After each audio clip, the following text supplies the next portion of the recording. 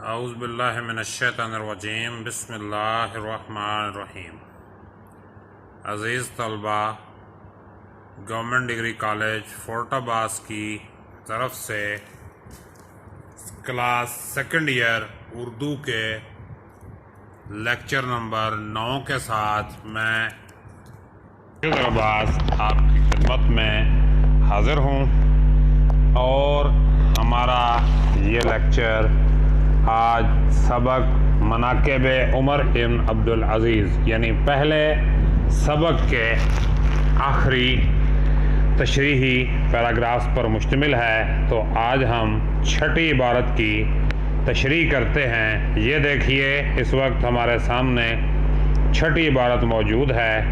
عمر بن عبدالعزیز کی حکومت و سلطنت کا اصل اصول مساوات اور جمہوریت تھا، یعنی یہ کہ تمام لوگ یکساں حقوق رکھتے ہیں اور بادشاہوں کو کسی پر کسی قسم کی ترجیح حاصل نہیں۔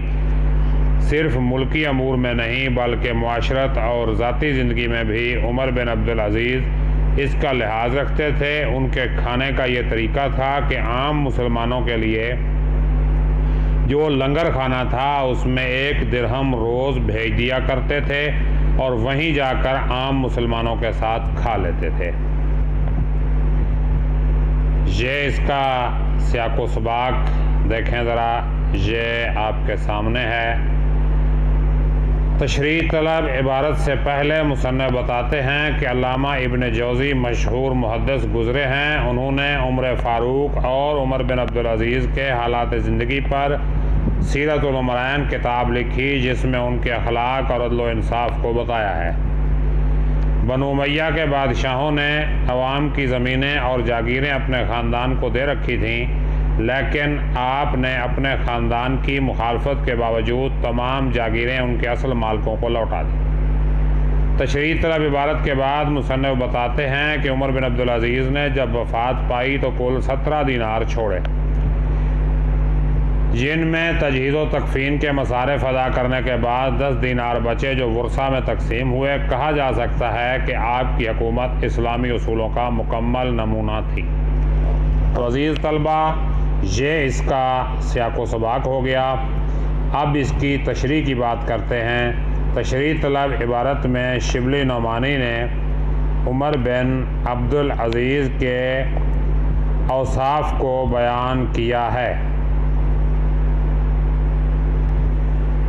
عمر بن عبدالعزیز کے اوصاف کو بیان کیا ہے۔ حضرت عمر بن عبدالعزیز نے اپنی تمام عمر انتہائی احتیاط اور اسلامی اصولوں کے عین مطابق گزاری، حق و صداقت اور عدل و انصاف سے کام لیا اور کسی مخالفت اور دشمنی کی پرواہ نہ کی۔ ہر فیصلہ قرآن و سنت کی روشنی میں کیا، اس لیے لوگوں نے ان کے دور حکومت کو ان کے کارناموں کی وجہ سے حضرت عمر فاروق کے دور حکومت کے مماثل قرار دیا۔ جس طرح عمر فاروق ذاتی زندگی میں اسلامی قوانین پر سختی سے کاربند تھے، اسی طرح عمر بن عبدالعزیز بھی شرعی قوانین کی پاسداری کرتے تھے۔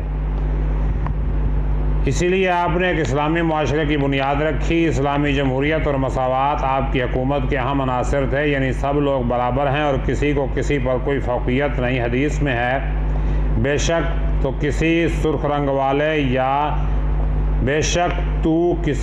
رنگ والے یا کالے رنگ والے سے زیادہ بہتر نہیں، مگر یہ کہ تو اپنے آپ کو تقوی کے ساتھ فضیلت والا بنا دے۔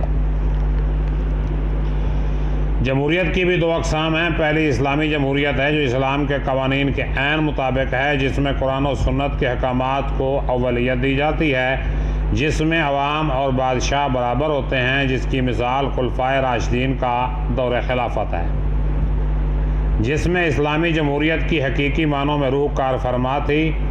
دوسری مغربی جمہوریت جو یورپی مفکرین کی اختراع ہے، جو انہوں نے اسلامی جمہوریت کی مخالفت میں ایجاد کی ہے۔ اسی لیے علامہ اقبال نے بھی مغربی جمہوریت کی خامیوں کی بنا پر اسے تنقید کا نشانہ بنایا ہے۔ جمہوریت ایک طرز حکومت ہے کہ جس میں بندوں کو گنا کرتے ہیں، تولا نہیں کرتے۔ اسی طرح خلیفہ اور بادشاہ کے مزاج میں زمین و آسمان کا فرق ہوتا ہے۔ چونکہ خلافت الہامی نظام ہے، اس لیے خلیفہ اپنی ذات کی نفی کرتا ہے اور اللہ تعالیٰ کے احکامات کو اولویت دیتا ہے، آزمائش کے وقت اللہ کے احکامات پر اپنا سب کچھ قربان کر دیتا ہے، جبکہ بادشاہ اپنی حکومت بچانے کے لیے اللہ تعالیٰ کے احکامات قربان کر دیتا ہے۔ مصنف مزید بتاتے ہیں کہ عمر بن عبدالعزیز نہ صرف امور خلافت بلکہ عام معاشرتی زندگی میں بھی مساوات کا دور دورہ تھا۔ اسلام کی خوبی یہ ہے کہ اسلامی معاشرے میں بادشاہ ہو یا فقیر، شاہ ہو یا گدھا، مفلس ہو یا تونگر، امیر ہو یا غریب، سب برابر ہیں۔ یہی اسلام کی خوبی ہے۔ حضرت علی کا فرمان ہے، بھلائی کی خواہش برائی کی طاقت کو دبا دیتی ہے۔ حضرت عمر بن عبدالعزیز نے مساوات کا عملی مظاہرہ پیش کیا۔ آپ مسلمانوں کے لنگر خانے سے روزانہ 1 درہم کا کھانا کھا لیا کرتے تھے، یعنی کوئی عہدے کا امتیاز یا تفاخر نہ تھا۔ یہی وہ عدل ہے جو جمہوریت کی روح رواں ہے۔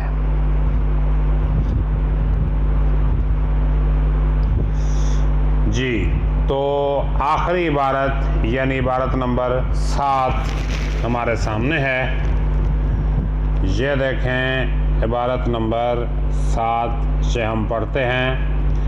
عبارت نمبر 7 ہے، خلفائے بنی امیہ کی دولت مندی کا یہ حال تھا کہ جب ہشام بن عبد الملک نے وفات پائی تو اس کے ترکے میں صرف اولاد ذکور کو جس قدر نقدی وراثت میں ملی اس کی تعداد 1 کروڑ 10 لاکھ دینار تھی، لیکن عمر بن عبدالعزیز نے جب وفات پائی تو کل 17 دینار چھوڑے، جن میں سے تجہیز و تکفین کے مصارف ادا کرنے کے بعد 10 دینار بچے جو ورثہ پر تقسیم ہوئے۔ غرض عمر بن عبدالعزیز کی خلافت اور سلطنت ٹھیک اسی اصول کا نمونہ تھی جو اسلام نے قائم کی تھی۔ تو یہ 7ویں عبارت ہے، یعنی آج کے لیے لاسٹ عبارت، اور یہ جتنی اس سبق کے جتنے تشریح طلب پیراگراف ہیں ان میں سے یہ آخری پیراگراف ہے۔ تو اس کا سیاق و سباق تشریح طلب عبارت سے پہلے مصنف بتاتے ہیں کہ علامہ ابن جوزی جو مشہور محدث گزرے ہیں، انہوں نے عمر فاروق اور عمر بن عبدالعزیز کے حالات زندگی پر سیرت العمرین کتاب لکھی، جس میں ان کے اخلاق اور عدل و انصاف کے متعلق بتایا ہے۔ بنو امیہ کے بادشاہوں نے عوام کی زمینیں اور جاگیریں اپنے خاندان کو دے رکھی تھیں، لیکن آپ نے اپنے خاندان کی مخالفت کے باوجود تمام جاگیریں ان کے اصل مالکوں کو لوٹا دیں۔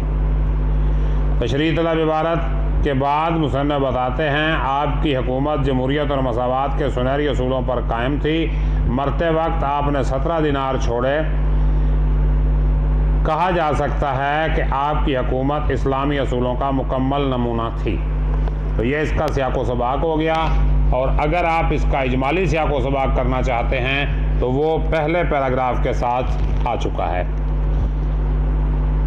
تشریح طلب عبارت میں مصنف بتاتے ہیں کہ بنو امیہ اپنی دولت مندی اور عیش و عشرت میں اپنا کوئی ثانی نہ رکھتے تھے، جو اپنے غاصبانہ اور معاشرتی استحصال کی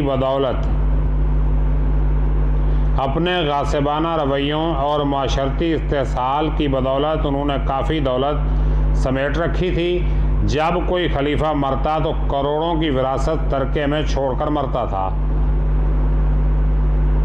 اس کی ادنا سی مثال ہشام بن عبد الملک کی ہے۔ اس نے اپنی اولاد کے لیے 1 کروڑ 10 لاکھ دینار چھوڑے۔ دینار سونے کا سکہ تھا۔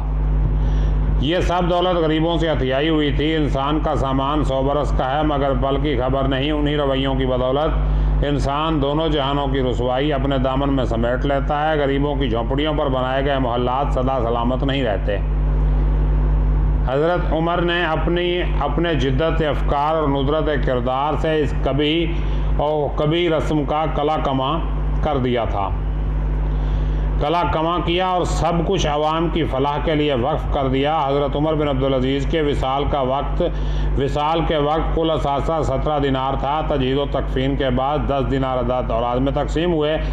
تاریخ گواہ ہے کہ عمر بن عبدالعزیز کی اولاد کو اللہ تعالیٰ نے وہ دولت و عزت عطا کی کہ وہ جامع مسجد دمشق کے صحن میں بیٹھ کر 100 اونٹ صدقہ کر دیتے تھے، جبکہ ہشام بن عبد الملک کے بیٹوں کو صرف نقدی رقم جو وراثت میں ملی تھی اس کی مالیت 1 کروڑ 10 لاکھ دینار تھی۔ صرف 30 برس کے بعد اس کی اولاد جامع مسجد دمشق کی سیڑھیوں پر بیٹھ کر بھیک مانگا کرتی تھی۔ یعنی جو حرام کے پیسے تھے وہ ضائع ہو گئے، اور جو حلال کے پیسے تھے ان میں اللہ پاک نے برکت دی۔ اس میں ہر دور کے حکمرانوں کے لیے بھی سبق ہے کہ اگر حکومت کرنی ہو تو عوام کو مقدم رکھا جائے یہی وہ اوصاف ہیں جو کسی بھی حکمران کی نیک نامی کو دوام بخشتے ہیں۔ غرض حضرت عمر بن عبدالعزیز حکومت اسلام کی حکومت اسلام کے سنہری اصولوں پر قائم تھی، اسی لیے یہ حسن انتظام کا ایک حسین مرقع تھی۔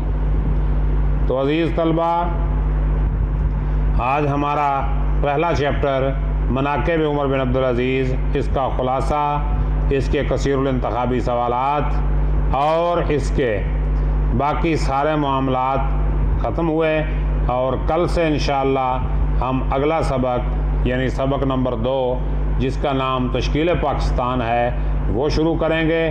تب تک کے لیے اجازت دیجیے، اپنا خیال رکھیے گا، اللہ حافظ۔